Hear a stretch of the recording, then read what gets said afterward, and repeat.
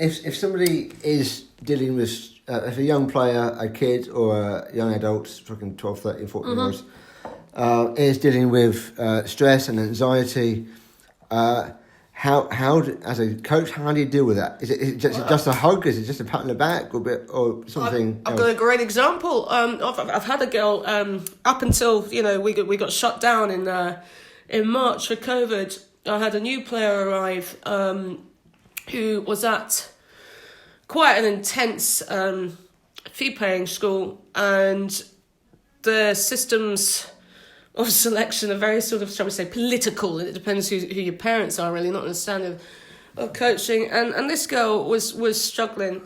She lived in Dunfermline. She didn't go to school there. She joined us, and I couldn't believe it. So after the first night, I mean, she's very confident, but I think private schools tend to they teach those people skills to be confident. So she can't come on the pitch, introduced herself. I said, all right, where do you play? Here's so-and-so, make friends with her, look after her, please. And that session I coached with a lovely guy called Gareth.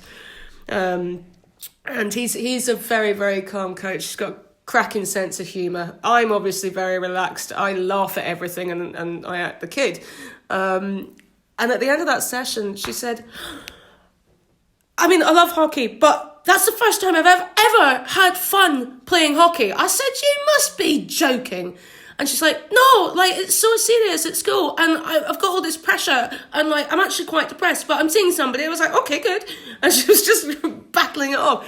And but she was like, I can't believe how much fun that was. I said, well, get used to it, darling, because we're never going to put pressure on you here, like you've explained has been happening. I said, this is your club for you to come and enjoy yourself, learn and develop, okay? And if anybody ever does try and change that attitude, you come to me as the youth convener and I will have words. I will sort that out.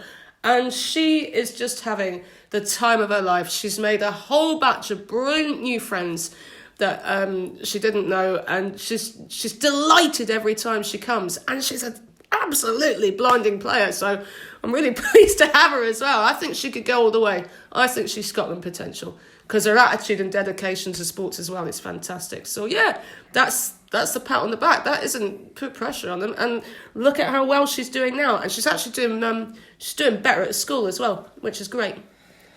Yeah, it's